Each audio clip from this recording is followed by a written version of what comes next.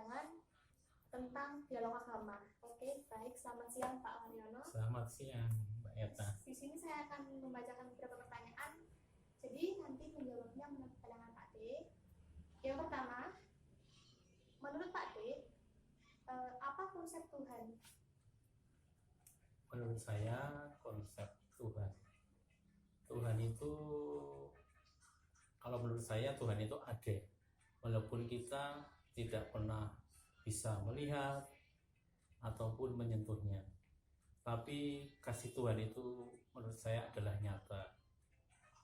Kenapa saya kata nyata? Karena saya mengalami sendiri ketika saya sakit, Tuhan hadir menjamah saya, memberi saya kesembuhan. Pada waktu saya kritis di rumah sakit, Tuhan benar-benar menyatakan kasih-Nya kepada saya. Dan saya percaya Tuhan itu adil. Dan berulang kali saya merasakan kebaikan Tuhan, kasih-Nya yang terus mengalir memberkati keluarga saya. Itu menurut saya untuk konsep Tuhan. Menurut saya Tuhan itu ada, dan Tuhan itu maha mengerti, maha segalanya.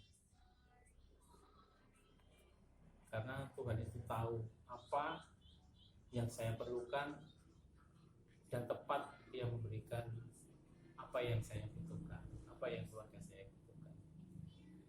Itu Mbak Eta. Baik, oke. Ke pertanyaan selanjutnya, bagaimana pemahaman beriman menurut Pak D? Beriman menurut saya adalah mengakui adanya Tuhan.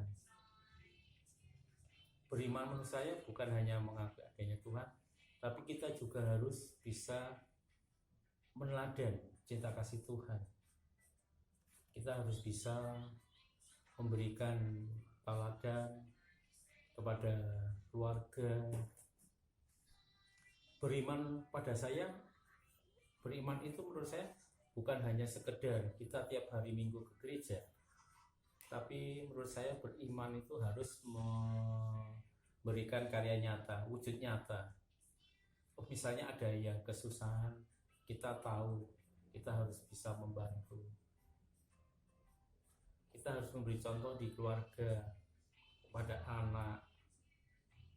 Ya itulah menurut saya beriman. Beriman itu bukan hanya sekedar retorika atau cuma sekedar kebiasaan untuk ke gereja aja. Bukan. Kalau menurut saya lebih banyak harus kita amalkan, ya, kita dalam perbuatan karya nyata. Misalnya kita menolong, ada orang sakit, kita memberikan penghiburan, kita mendoakan. Itu juga salah satu contoh untuk beriman menurut saya, ya. Ada yang pengemis kelaparan, kita memberikan nasi, memberikan makan. Itulah contoh beriman yang sebenarnya, menurut saya begitu Mbak Eva. Oke, baik. Pertanyaan nomor 3, bagaimana pandangan Pak D mengenai radikalisme atau masalah agama? Karena di sini kan zaman-zaman sekarang, apalagi di masa corona ini, banyak menyangkut tentang agama. Kepedulian itu yang utama itu agamanya dulu, baru nanti seterusnya. Banyak orang yang memandang seperti itu. Menurut saya radikalisme itu dikarenakan pemahaman yang kurang dalam beragama, ya. Tapi radikalisme juga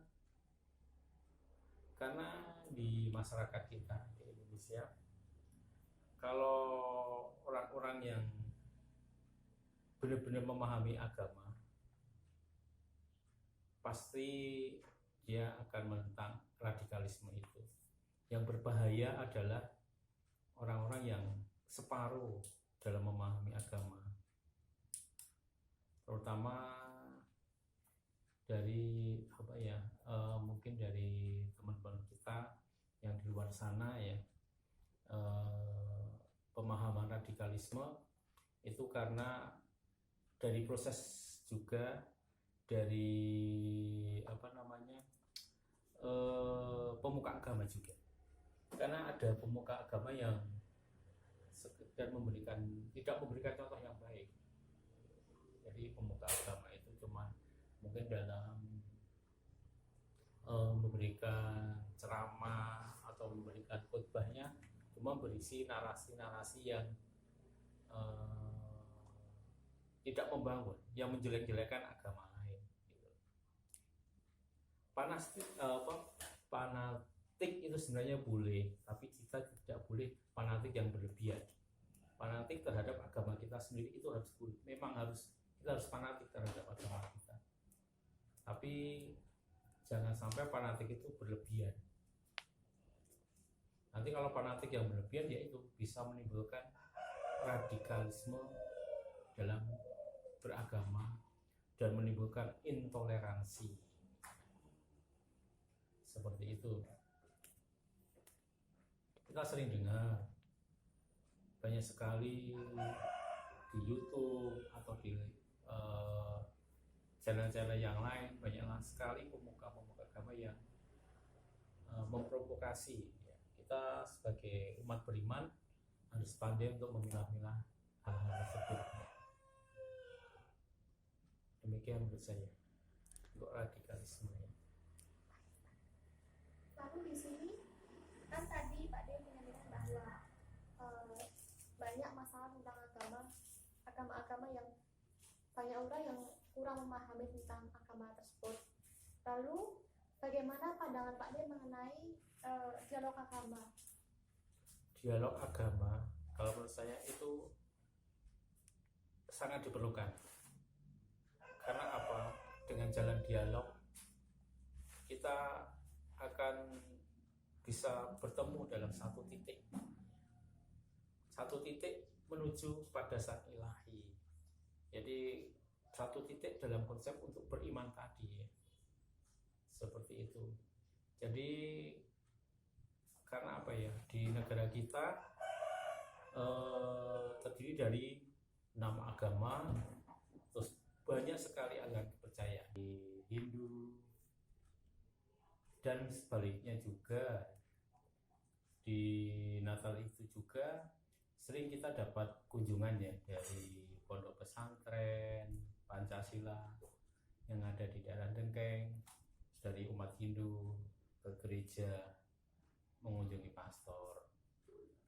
Dan di kesempatan yang lain, di waktu mereka merayakan Idul Fitri, dari gereja juga ikut mengamankan jalannya sholat Idul Adha ya, dari relawan dari gereja.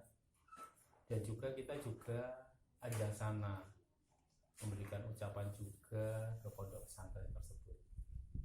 Demikianlah ya, dari contoh-contoh yang bukti nyata itu dialog antar umat beragama memang sangat dibutuhkan. Terima kasih. Oke, terima kasih Bapak atas waktunya. Sangat bermanfaat sekali ini yang untuk semua orang, untuk para kalangan yang melihat nanti.